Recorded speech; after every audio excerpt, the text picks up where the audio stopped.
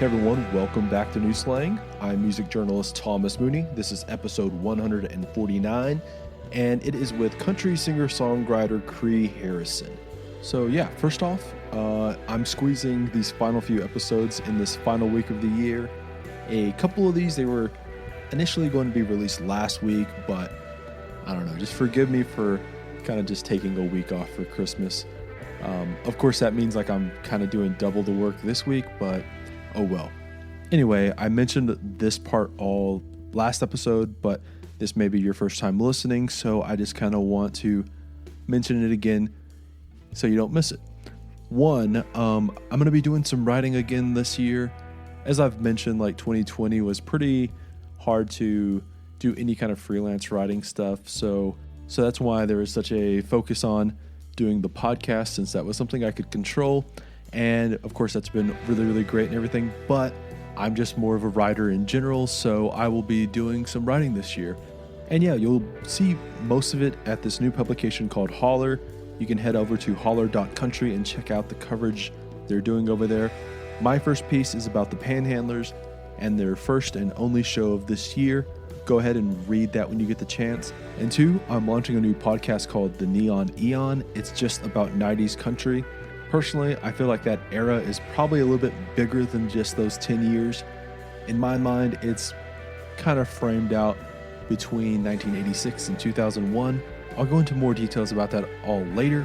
So The Neon Eon, it'll be a weekly podcast featuring interviews, commentary, and stories about artists, songs, albums, the songwriters, and much, much more. I'm super excited about it, and hopefully you'll be tuning into that as well. That first episode, it'll be out Wednesday, January 6th. That is a week from today. I'll be sharing a link to the feed and everything by the end of the week. Be on the lookout. And of course, like all the social media links are in the show notes. So yeah, if you need to, you can go follow me via there. So yeah, the Neon Eon weekly podcast, Wednesdays. New Slang, it'll still be 2 episodes a week, Mondays and Thursdays. And then just writing over at Holler whenever I get the chance. So just be on the lookout for all those things. And yeah. Okay, so for starters, I spoke with Kree, I guess like that week right before Christmas. And which I had first like heard her was this record that she put out this year called Chosen Family Tree.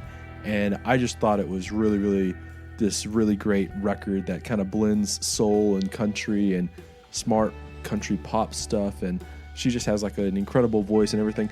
Yeah, this record called Chosen Family Tree. She released it back in late August, and I'm actually really surprised that it's not on as many of these like best of lists for this year, because it really kind of checks all the boxes for being one of these modern classic kind of country records that goes in a lot of directions. And who she kind of reminds me of most is actually Chris Stapleton. And now, part of it is like there are some Chris Stapleton cuts on here, but it's not just like in those songs, which if you aren't familiar with the song, That's How Hearts Get Broken, he wrote that song or co-wrote that song, and that's kind of her lead single off of here, and it is just an incredibly, just kind of one of those perfect country songs for right now. But in my opinion, like the connection to Stapleton, or like her kind of being a Stapleton type of artist, I think it goes way past like his connection to a handful of these songs. To me, it goes into her being comfortable as a country artist and a country musician, and like being very, very distinct in that way, but also just having this really, really soulful voice and not being afraid to use it, and not being afraid to like bring in those kind of elements as well. This record, she can just have these moments where it is a blend of everything, that those pop elements and those country roots and that soulful voice. It can be those blended moments, and it feels all so seamless. One of the things that you're gonna hear when you hear Kree is those clear powerhouse vocals, and they kind of just can be stretched in any direction. And then of course, like Chris Stapleton, she's in total control of that voice. I think that sometimes vocalists like Kree, their biggest strength has to be just that control and that restraint. It's all in like knowing when to just let loose. But like for the most part, if you listen to songwriters who have like those big voices, it's almost like they know how to like just build that tension where they're not just belting it out 24/7 and not over singing. Throughout Chosen Family Tree, she just continuously gets it right, whether that's in like that classic country with pedal steel or more of the upbeat popular moments, or mixing in that southern soul, or as we talk about during this conversation, just some of that East Texas rust. If you haven't heard this record yet, go ahead and give it a listen.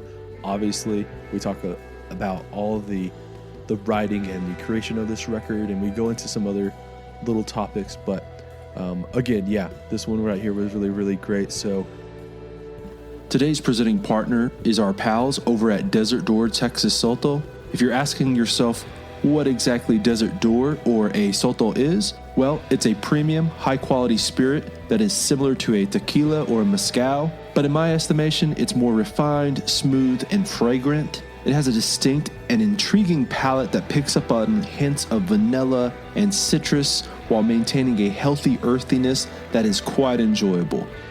One of my favorite features about Desert Door is just how versatile it really is.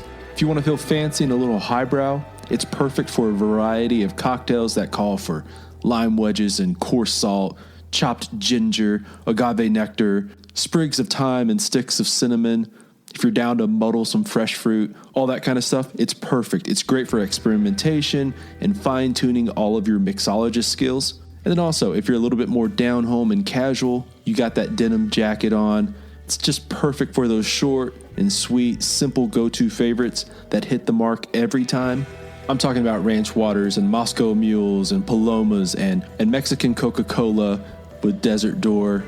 What I love so much about Desert Door is just how genuine and authentically West Texan they are as well. They go out and harvest Soto plants out in the wild and are aware and knowledgeable conservationists at heart. So next time you're at your neighborhood liquor store, get yourself a bottle of Desert Door. I'll throw a link into the show notes for more information. Okay, I've definitely rambled on here long enough. Let's just get on into the interview. Here is Kree Harrison. I guess let's start out with, you released this record, Chosen Family Tree, and like everyone else this year, you've had to deal with this year just being super different than any other year that we ever had. And that's meant a lot of artists having to find other ways to not just promote a record, but stay engaged with fans and talk about their records and stuff. And obviously a lot of downtime because you're not playing shows.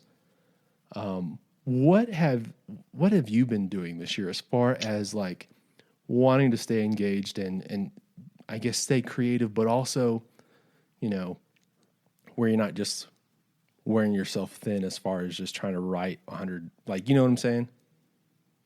Yeah, of course I do. I mean, I think what, like you said, everybody's trying to figure out this new song and dance of how to connect with people from afar. And, me myself, I feel like energy in the room, much less on stage, has always been something that, I thought I needed to emote or whatever. But I think there is definitely a way to do that, even virtually. And it's been crazy, though. I feel like my motto is this whole year I've just been doing the least and the most at the same time to, stay sane. And definitely to, keep inspired. So, yeah, I feel like we're all just doing our damn best. We've all made it to December and proud of us. In that way. Yeah, it's so weird. I feel that spring, early spring, March, April, May was just time stood still. And then the last 6 or 8 weeks, it's just blown by in this crazy whirlwind. And it's can we just get a normal pace or something, please? Right. Well, it's like we just had to figure out how to create that ourselves, like the new normal. And it's insane too. Is as an artist, I feel like there's so many of us that didn't know before how to light up yourself in a room, or record something, or try to do all of these things virtually. And it's like, in a weird way, it's bittersweet that now I've taken the time to figure that out. This has allowed me to do that whenever we're not on the road. So it's bittersweet for sure.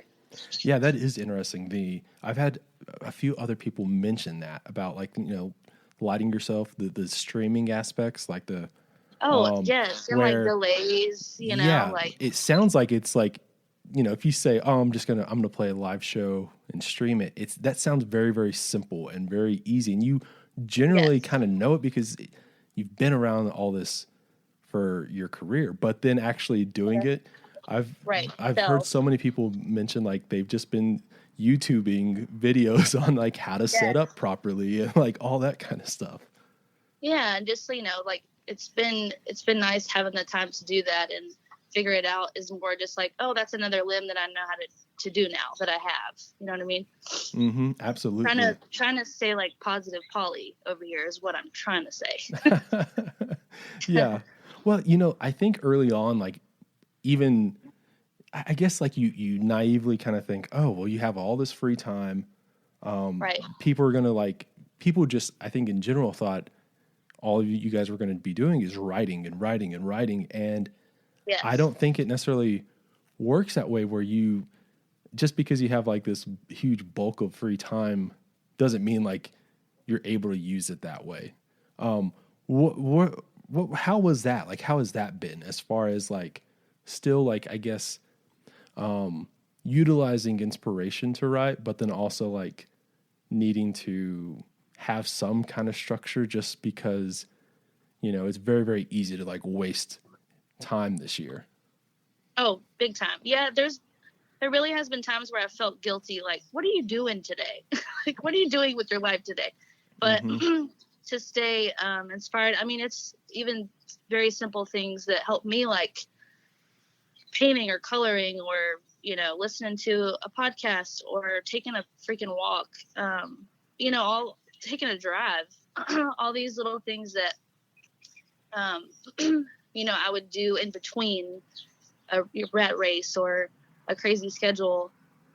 Now I don't take that for granted as much. I feel like it's allowed me to sit still and appreciate it more, because obviously that keeps me inspired and the creative juices flowing. Mm-hmm. Yeah. Have you done much of, like, the Zoom writing or anything like that, like the virtual co-writing? I've done a couple of those, but more than anything, I have my tight group of people that I feel safe around. I quarantine with, basically, and I've done more in-person writes, and me and my honey, actually, we never really, like, made the time. He's also a singer-songwriter, to take the time to write together, and that's been really fun too.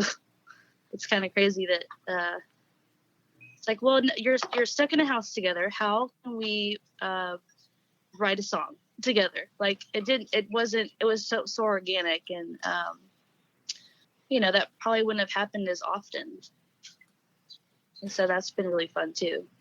Yeah. But no, Zoom writes are just kind of, they're not my vibe, but I try anything twice. So yeah, like, I feel like there's, like, in everything, there's no wrong way or right way, but I can see, like, myself having a difficult time being in that kind of setting, because of just, sometimes like, I don't know, like, I feel like I'm just someone who's better when that person's across the table from me or something. Oh yeah. Well, and another thing too, I feel like this year, before I would just kind of see, new music or a new artist, and it would kind of pass me by. But I've actually, searched and kind of made the time to. I've listened to so much new music and new artists this year, and I'm so glad that I did. That's actually kept me very inspired too. This episode of New Slang is brought to you by Hot Damn Coffee. Rolling in from the hills of eastern Tennessee is Hot Damn Coffee. It's a down-home company that roasts single-origin, high-quality coffees from around the world. Their year-round roasts come from certified farms in Ethiopia, Tanzania, and Nicaragua. Check out the Hot Damn website over at hotdamn.coffee. There you can find more info on their operation and roasting process and some helpful tips on how to brew the best cup of coffee. They've certainly made my mornings that much better. And to be perfectly honest, I enjoy a nice cup of coffee at all hours of the day. Some of my favorites have been the Tanzanian peaberry in medium roast and the medium roast of Nicaraguan with the honey process. While there, check out their Hot Damn Coffee Club, which is a monthly subscription service. With the holiday season coming upon us, it's just really kind of the perfect gift. I don't care how difficult or easy a person is to shop for, they'll always be good with items like high quality coffee. And of course, right now, if you throw in the promo code SLANG in all caps, that's SLANG, you'll get 20% off your order. And if you're signing up for the Coffee Club subscription service, they'll take 20% off that first month and also throw in a bonus 8-ounce bag of their Nicaraguan coffee. Again, that's SLANG in all caps. Head over to hotdamn.coffee and sign up today. All right, let's get back to the episode. Yeah, like who's been kind of your go-tos as of late? Oh yeah. Well, it's a little medicine of like, yes, we're in this together. You hear me? Mm-hmm. Yeah. Well, like, is there anyone who's like just like where that record's just kind of been on repeat? I mean, there's so many. I love Stapleton's new record for sure, but and actually, the past week, I love Ariana Grande's new record. So yeah, it's kind of all over the place, but that's been on my recent. Yeah, like it just seems like Stapleton is just the kind of like just like that effortless guy. Like I know it's one of those things where if it's done, if someone makes it look easy, like that means like they've just put in so much work to do, but to get that point. But a lot of his stuff you just go like, oh, how is this? How'd you make it so easy? Exactly. What about you? What are you listening to right now? Well, like I've been, I really have loved like the Taylor Swift Folklore. I've not really gotten into I haven't dove in yet. Oh, okay. Yeah.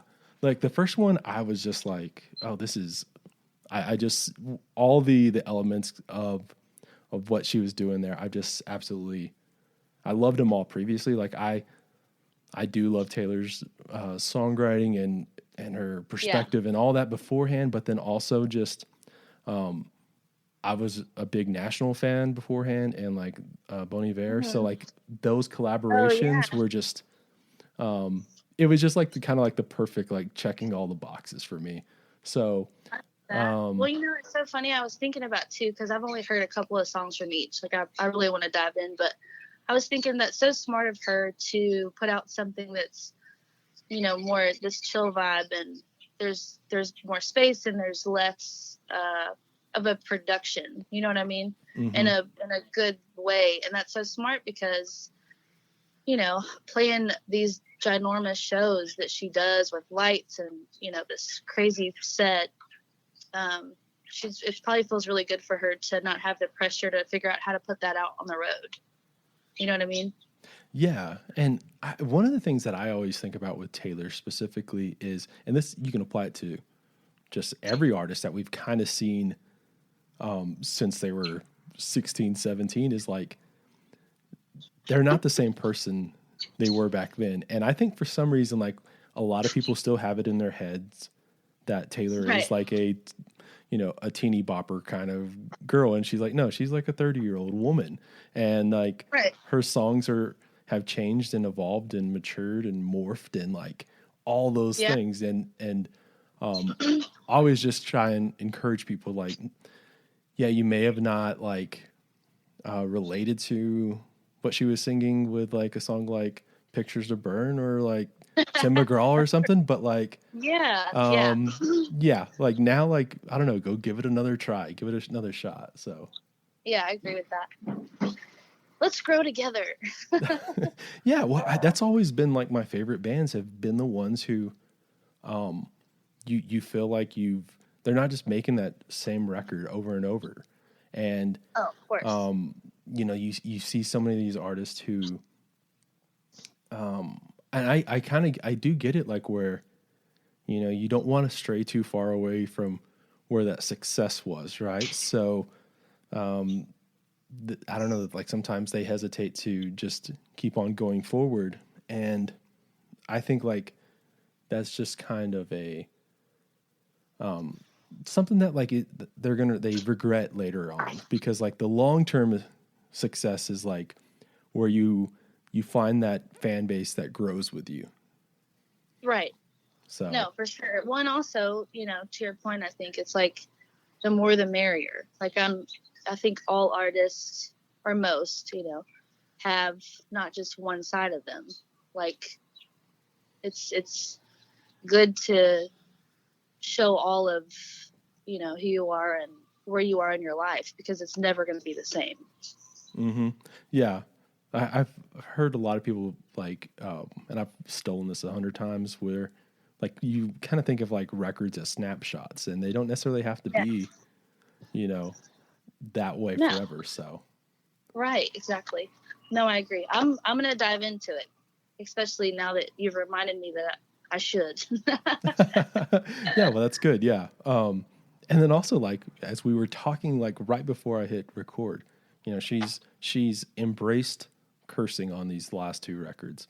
So like, Yes. there's like a bunch of like F-bombs and like, like she's shit. like, And, I'm grown. I do what I want. yeah. Good for her. So, I want to transition to like, because this is all kind of related to what you've done, is like, you're from Texas, but like most of your life you've spent in Nashville. And I feel like in a lot of ways, like it's really interesting to see the difference between people who have kind of like grown up in Nashville, versus obviously you have so many people who are flocking there to become a musician or an artist. Where do you see yourself? Do you see like yourself kind of like in straddling the line as far as like still having, strong Texas ties and like all that kind of stuff, and then also just like in a lot of ways you grew up there? Yeah, well, Texas, I mean, just like any Texan, my pride is, that's where I'm from, is like literally bigger than Texas. But, yeah, having grown up here, it's weird to say, but I've been here more than half of my life. I think that it's helped that really there's so many small town transplants around me and in this community of the music industry that it's almost like this is just another part of my heart. But Texas will, always be my roots. You know what I mean? Mm-hmm. Yeah. My whole family's there, except for my sister, my older sister. So, I mean, I've been going back and forth for 20 years. I feel like I could probably do that drive with my eyes closed. Yeah. But yeah, I have a lot of, I love my older brother is in near Houston, and he's such a fan of music as our upbringing. Like it was embedded into our heads. That's all we did is, listen to music. And sends me so many Texas acts too, that have definitely inspired me and, always will. It's so helpful that I get to have like the best of both worlds, that I don't feel like I'm just here in this Nashville bubble and I don't know anything that's going on in like the red dirt world. You know what I mean? Right. Yeah. Yeah. What I always love about being Texan is just kind of like how that, like, obviously people are proud of being American, and I love being an American, but like Texan like trumps any kind of other like I guess label. You know what I mean? And I think that's with like literally anyone. Like if you go to like another country and they ask you where you're from, you're not going to say you're from America. You say you're from Texas. Oh yeah. That's very true. Yeah, it's just like that's the I guess like the top hat part. Like I don't know. Like being American is just like a button on it or something, or a feather. But like the real hat's like you're from Texas. Yeah. I found like that obviously like I think that a lot of people like throw up like the these like battle lines between Texas and Nashville, and I think it's all just like no one like within the scenes actually care really much about that. But I find it really interesting to see, someone like you who has like spent, a lot of time in both places, and how like because like in a lot of ways, obviously Nashville is a hub of like the industry, and it feels like there's a lot of like stuff here in Texas that's more, I hate to say it like grassrootsy, but like it is very much like more do it yourself. And like, as far as like, there's not as much, I guess, maybe infrastructure. Do you see a lot of that, or is there, I know like there's obviously clearly a lot of artists in Nashville who are grinding just as hard as they are down here. But what do you, I guess like, what are some of those other things that are kind of, that you've noticed the differences and like even like some of the similarities? Well, I would say, obviously being in this town, there is a lot of, strategic moves and, almost like a puzzle piece of a brand and, being a product and all that stuff. You can kind of just like see it from, a mile away. You can weed out like who's doing it for a trend, who's doing it for, a label, rather than this is my art and this is my medicine I'm giving you. Like I feel like within any industry, that's the case. But, from being where I'm from in Texas, I feel spoiled that I got to have such a big influence when it comes to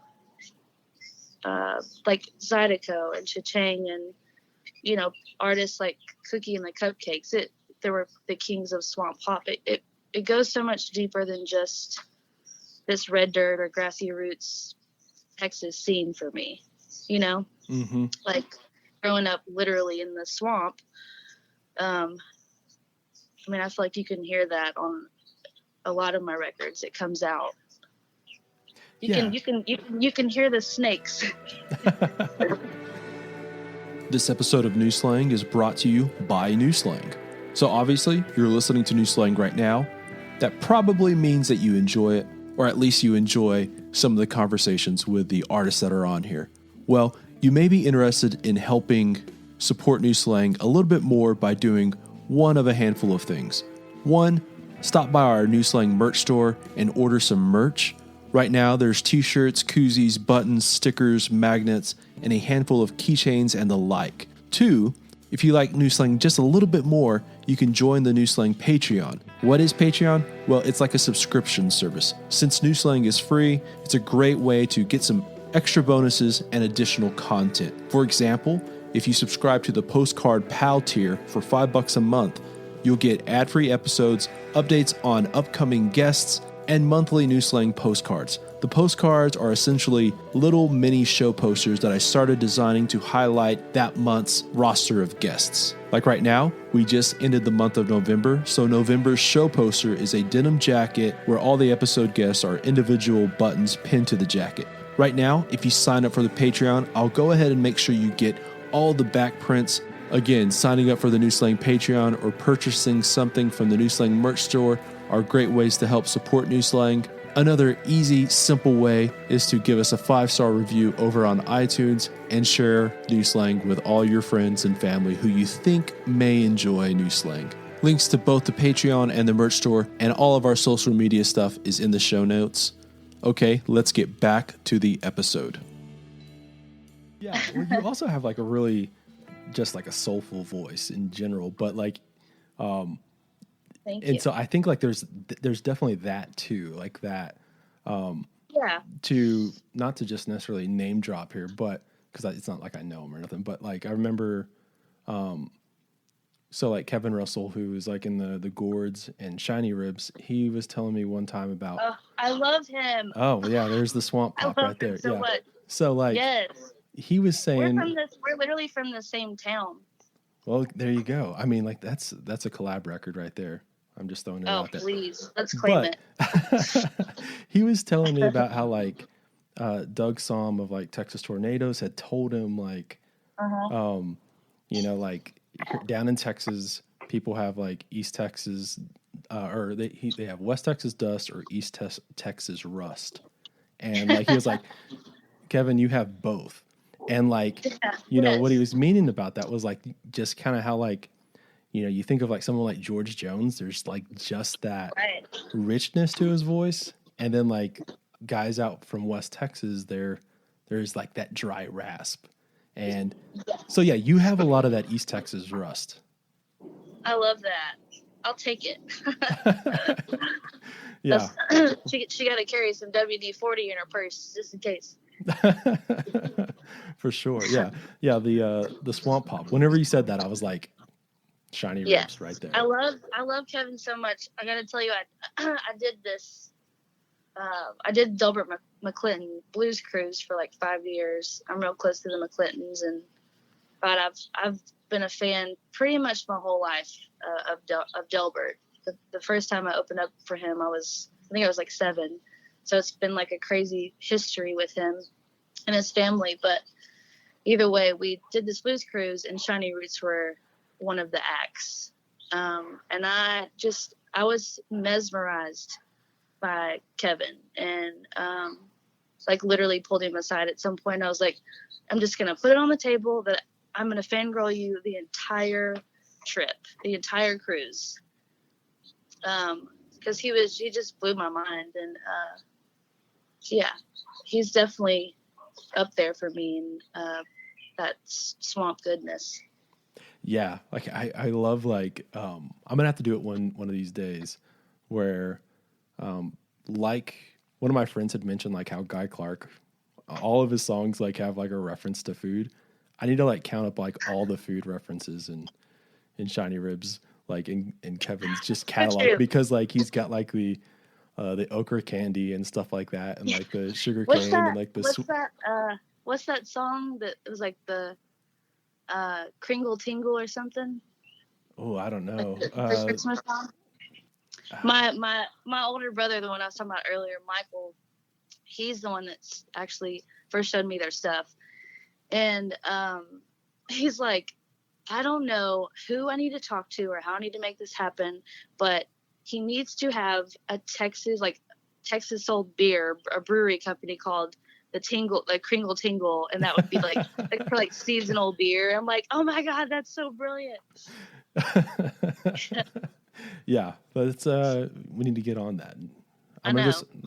I don't have Kevin's number, like, but Kevin, we have a lot to talk about. Me and Tommy have decided that we're gonna collaborate, and also you're welcome. Here's a seasonal beer. Yeah. You know, like I feel like this is all related to obviously like this record that you put out, where you know, I guess like I'd seen that you recorded it up in Ashville, up at like Echo Mountain. Some of like my favorite records in recent memory have all kind of came from there. Have been recorded up there. Like, what is there? What's kind of like that like I guess like pulled you to that studio specifically, and like kind of what is it like that's I guess so distinct, that makes it like I guess like sets it apart from from other studios as far as just like capturing Right. that sound?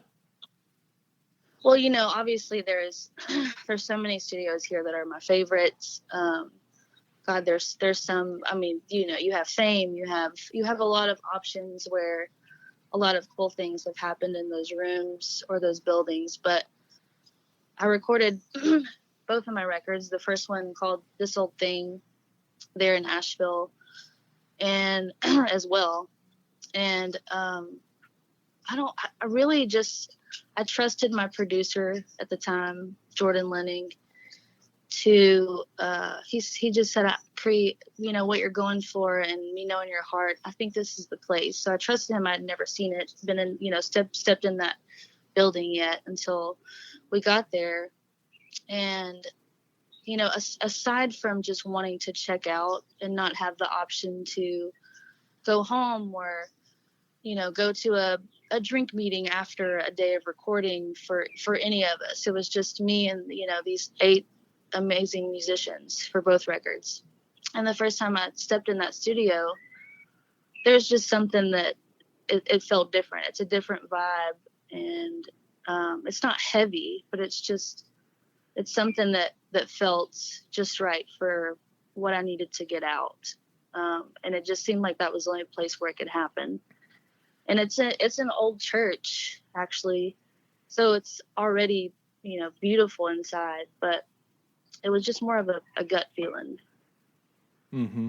Yeah, like I don't know, like there's something about like all these records that have come out of there recently that they just have kind of like that crystalline, I don't know, like sense, like where like everything just feels warm, but also Yes. crisp, and like just like the best of both worlds. And oh my gosh, yeah. And the people that are there, that work there and run the studio, they're so sweet and so kind, and just like, what do y'all need? What can I get you?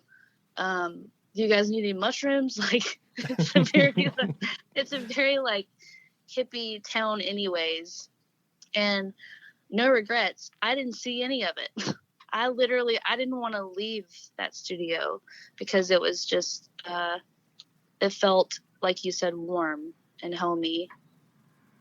Yeah, like you mentioned, like the destination aspect of a studio versus where, like I guess like all the for lack of a better term, like some of the distractions of like home can like be in the way. Where if you go somewhere else, like you're able to just hone in on, like you have that one thing to do, and like everyone else should be understanding like that's out. Yeah, it doesn't block out that creative flow or thing that you're after. And then there's some, we all stayed at one of their places that they put you up in whenever you go record there, and it was just like, it was one of the most streamy trips of both records, both times of my life, where we would go back to the house, kind of like an Airbnb, and just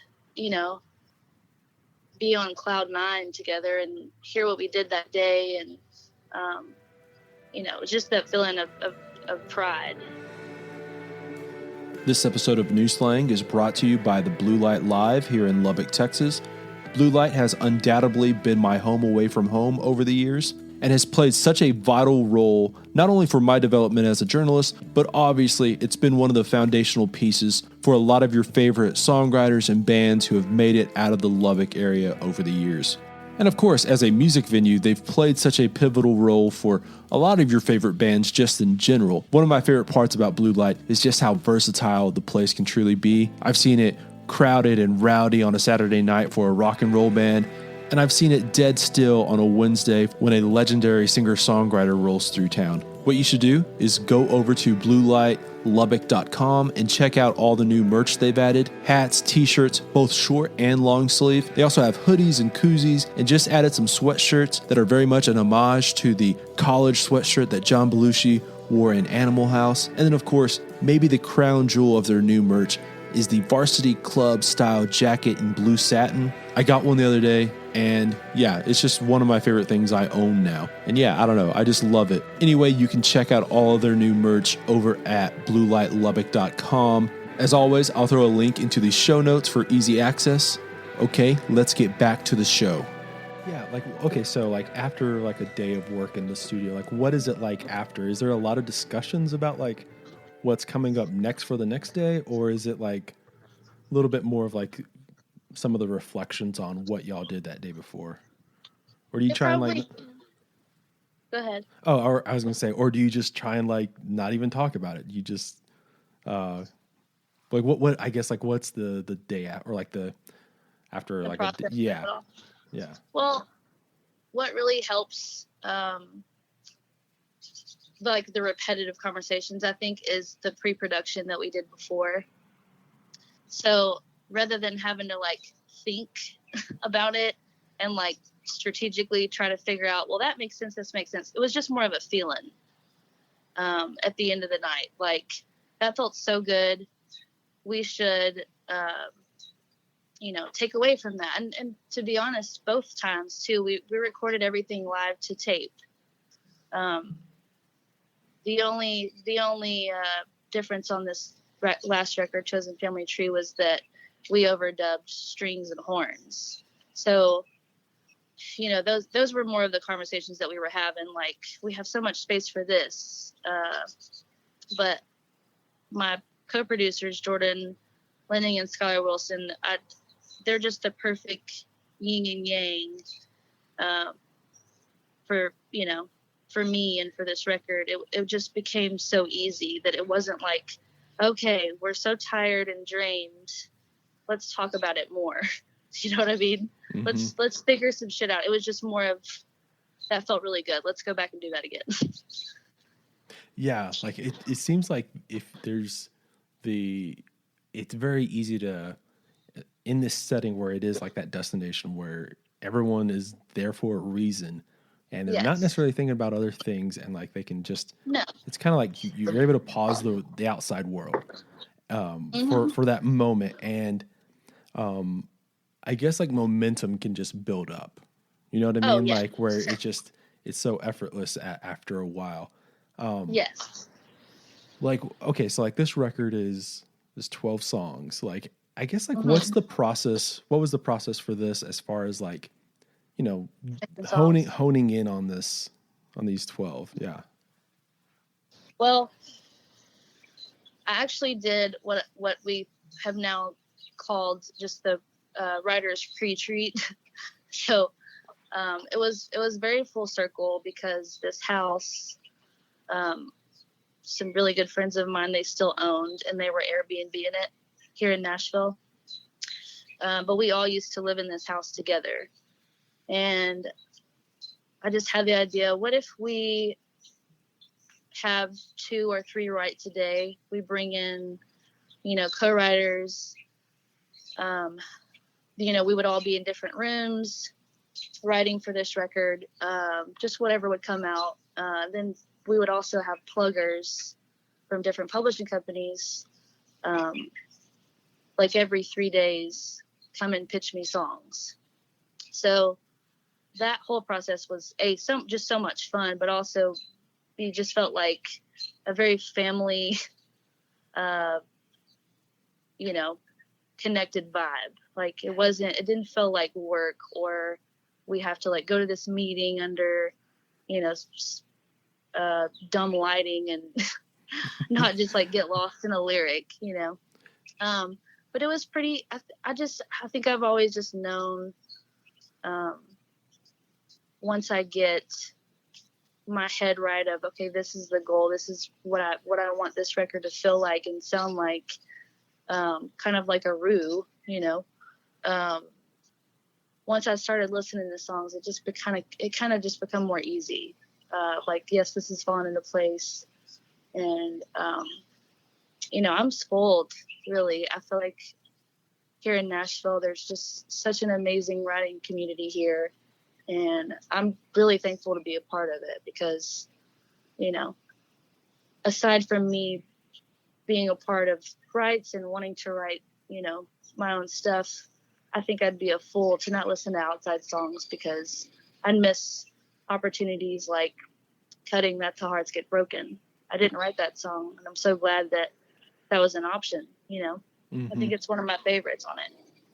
Yeah, I find that really interesting because, like, it is definitely like something where some people, they write all their stuff and like they're only cutting their songs, and that's like a badge of honor for them, and sometimes that really works, but It should also be. like I always kind of go back to still going like, Willie Nelson is like one of the greatest songwriters of all time.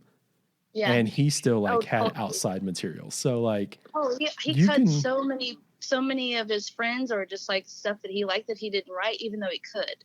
I love that. And so, it works for some people, and some people just want to write their whole record. And I love that too. But yeah, for me, I'm so, I love the fact that I could cut a John Lennon song on this record. Right. Just because I'm not like, oh no, I have to write the whole thing or it's a failure. Yeah. Like I totally like get, like, sometimes like your vision for something is so specific and it's like, I just need to do it myself. But then also like, I think it's right. Like you shouldn't necessarily there's just try no and wrong limit way. yourself. Yeah. Yeah, I agree with that. There's just no wrong way. Yeah. Well, so like, That's How Hearts Get Broken, like, can you take me to like whenever you first heard that? Was that kind of like an instant like, oh, I understand this song, and this song I just need to have? Like, what was kind of like that first time you heard it?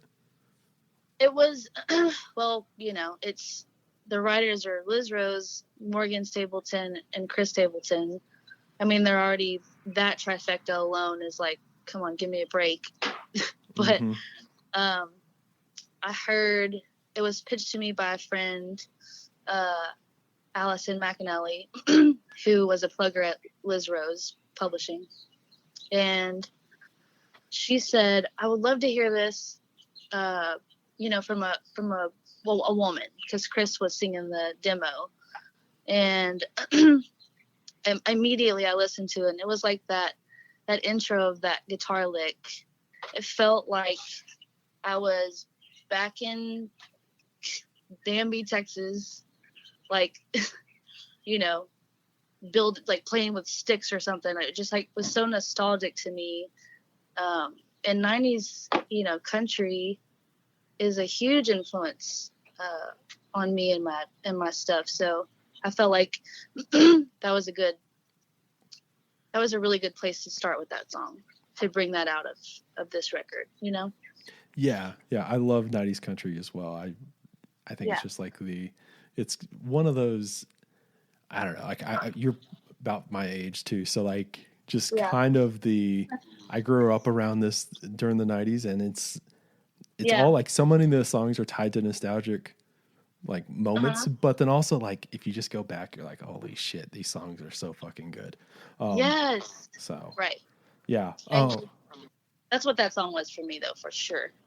Yeah. Well, I wanted to go also to, like the title track. It's the last song on the record, and at what point during the process did you know like that was going to be like the core of the record? Like, oh, we've written this song, and I just know like this is the title track, or most likely the title track. It wasn't until after we were done with the whole record, to be honest. I didn't like put as much pressure on that one song, which maybe is why it was felt so right, because it was organic. But, I've, like we talked about earlier, I've lived here for a long time, and in Nashville, I do have just, so many amazing people in my life that are my chosen family. So it felt like this was kind of my love letter to them, and why wouldn't I name it after what that means? I wrote the song with my chosen family, which is Audra May and Fancy Haygood and Skylar Wilson, and not to mention another part of My Chosen Family is John Osborne. He played on it, and it was just like, okay, I've literally made this record with My Chosen Fam. Why wouldn't I? Why wouldn't that be the title track? Yeah, like I find like that this entire like I guess like a lot of the themes of that song, but like they also obviously go in a lot of places on this record. I find it really interesting, like this whole Yeah. because I don't know, I guess like there's a lot of to do with you do find these people in your life that you may not be blood related, but like like if you had a flat tire on the side of the road, like they're within those first couple of people you would call, and they would be like right there, and like those down. bonds are like important. Yeah, obviously. I think that I mean, I speak for all of us in my fam and say we cherish it, and then what actually brought that song out was, I think one day I was a little frustrated. I was talking to my sister bear, we call each other, Audra May, who's a co-writer, and I was telling her, I was like, I don't understand my blood is thicker than water is saying. I just feel like it's, that doesn't apply to everybody. It's just kind of bullshit. Like, I was in my feelings about it. And then come to find out where that saying had come from was, soldiers in the trenches together, and they literally shared blood. And like, that's what that means. That's where that actually come from. And that was like, oh, I feel that very heavily. Yeah. Like, and like, so we just started writing that day, and the melody just, came out, and I think that there's so many people, whether it's friends or I've had conversations with people that have reached out to me and said, I was adopted when I was 6 or 8 or whatever, and this song really, really made me feel that I was seen or heard in such a powerful way, more than just being brought into this family. They chose me. Yeah. Just like you do your friends. So there's so many levels of it. Yeah, because I feel like a lot of that has to do with intentions, and like I think when you become a friend with somebody, that's so that beautiful. is, That's true. It's very, I guess like whenever you bond like in these like really, you don't you're not tied in the same way like with like your your blood family, like in a lot of ways, like with your blood family, like your family, you feel obligated to like be with them no matter what, and like obviously that can be very difficult to we all know like you can be manipulative and you can be manipulated just because of that, but with fam or with friends, like in that chosen family way, it's all way more intentional, and it's way more you chose to be there. Yeah, so I don't know. That's stronger. Yeah. Like your spouse, your partner, also good friends and people in the LGBTQ community have reached out and said, I've never felt this way about my family, and they've never claimed me, but I have people in my life that I would never even think twice that they wouldn't go, she's mine or he's mine. And that's like the epitome of what that is. Mm-hmm. Yeah. And then also, like, I think this is one of those weird things where, and I guess like in human nature, like we're just able to like, we see patterns really, really well. And so like, I think you can apply it like this, but it's been really interesting to see how like so many songs that were written, these last few years, like they Yeah. somehow apply to 2020 a little bit more. Like, So, you know what I mean? yes, Like, of course I do. yeah. Did you, I guess like at one, was there like ever like that like light bulb moment of like, oh, this song, like in this strange way, is like just perfect for this time? Maybe like I Love the Lie as far as the election goes. I don't know. I don't know. Probably gonna get shit for that one, but that doesn't mean whether I'm here or there. That just means that's a fact. But I know personally, there's definitely songs that have just been like puns to me now that I've gone back and listened to. They're not even my own. That I'm like, oh yeah, that's definitely perfect for right now. Like whether it be I Will Survive or I've Got Dreams to Remember, the good, the normal. Want to break one more time to talk about our pals over at Desert Door and offer a handful of my favorite go-tos. By no means am I an experienced mixologist or bartender or anything like that, but these have been super easy to make and great ways to unwind in the evening. Let's start off by upping your ranch water game a little bit by subbing Desert Door in. I'm a simple man. I just kind of take a Topo Chico, take a couple of drinks out, add some Desert Door, and top it off with a few lime wedges. I'm actually pretty big on the Palomas now too. What I'll do is take some Desert Door, some grapefruit juice, a dash of agave nectar, and some fresh lime juice. And I'm kind of big on lime, so I'll throw in another wedge or two when I pour it over some ice.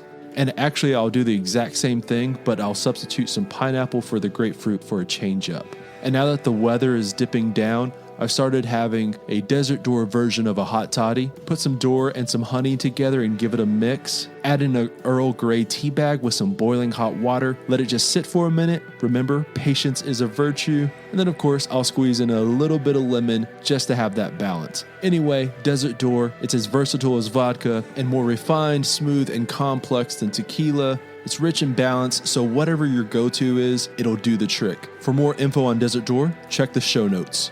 All right, back to the episode. Right, yeah. I mean, like even just like, you cover Into the World on here. Like Yeah. there's moments. Actually, I try to be careful with that because for a lot of people that have had loss, which I've myself experienced, in my life, I never wanted to put that, like, highlight that pain. Mm-hmm. So End of the World was just never something that I wanted to push on anyone right now, because there is so much sorrow that's happened with how many people we've lost to this virus and whatever else.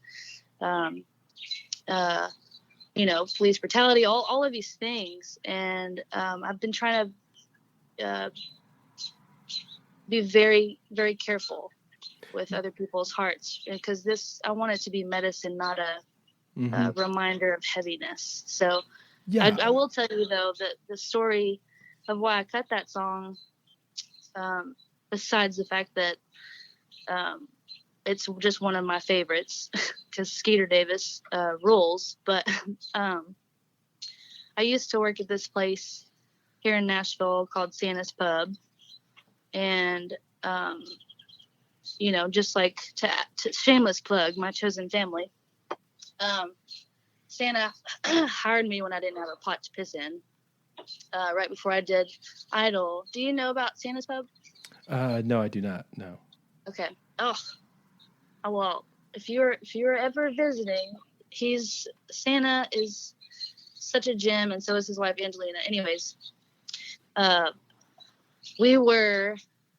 was working one night closing up Play Stock and Beer, and Santa, the owner, he literally looks like Santa Claus. The whole place is decorated like Christmas. His name's Denzel, but we call him Santa because Santa is real. I'm here to tell you, Tom. But he was in his feelings that night, and we probably had one too many. And the jukebox, he always, when we get to that level of Three Sheets to the Wind. We want to hear that song. We want the tear in the beer moment. And the song that he wanted to play was Skeeter Davis's Into the World, and it kept skipping.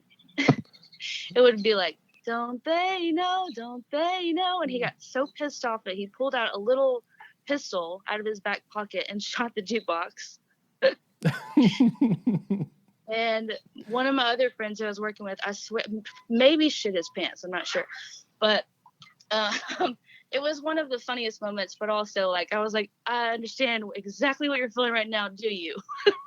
Because he needed that song, he needed that medicine, and it just wasn't happening.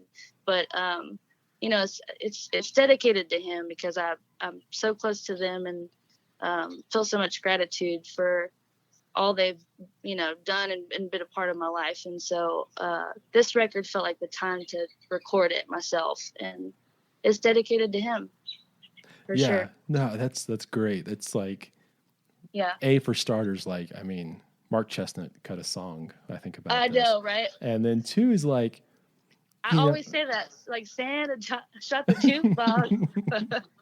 Yeah. And then Yeah. also just like, I think people are, you know, people have been stuck at home, and like, we've had a lot of loss this year. You know, and I think that, you know, things that, we've just needed music, and we've needed art in general. And like, we need, and it's both to, like, you know, do a multitude of things, like take your mind off of like the real world for a minute.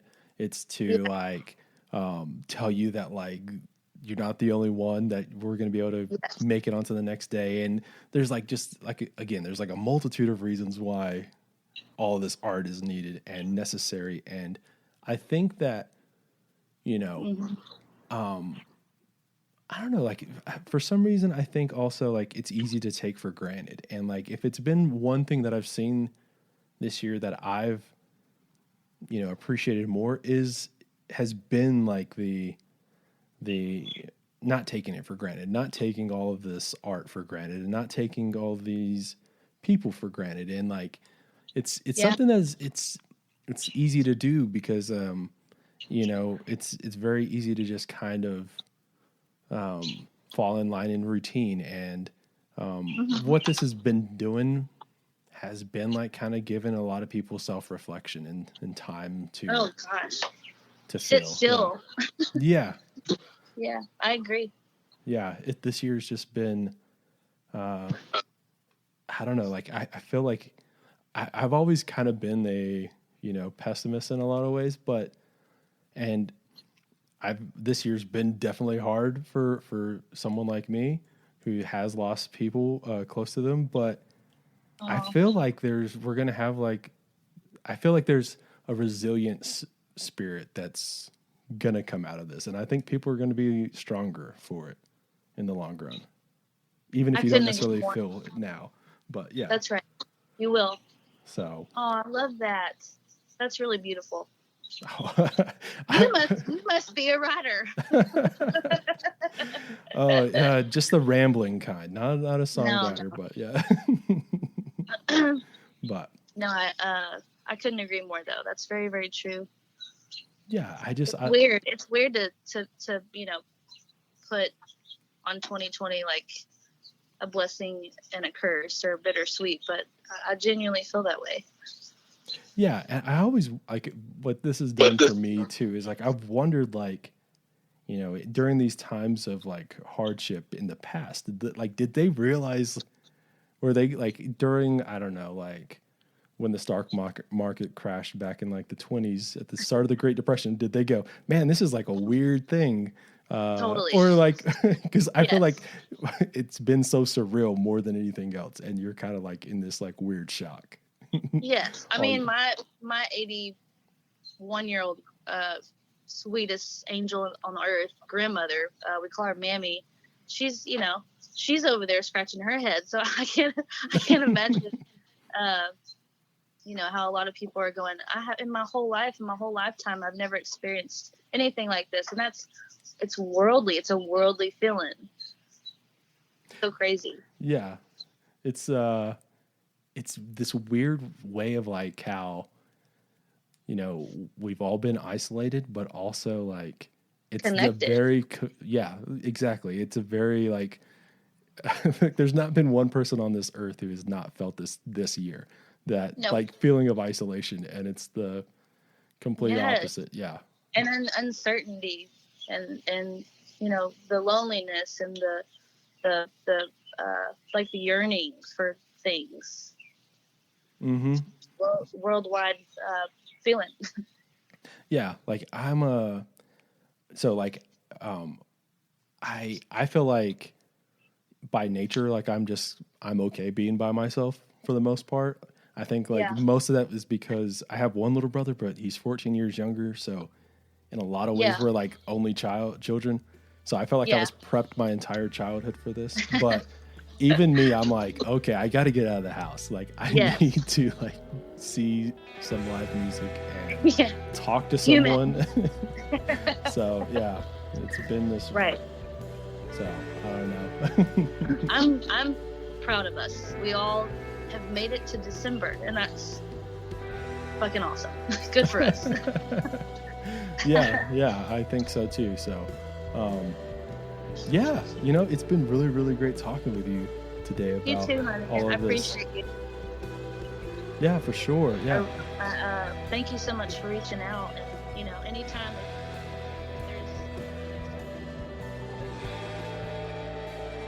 Okay, that is it for this one. Be sure to check out Kree's record, Chosen Family Tree. Go stop by our presenting partners over at Desert Door, The Blue Light Live, and Hot Damn Coffee. Check out our Patreon and merch stores. And yeah, I'll see y'all later for more New Slang.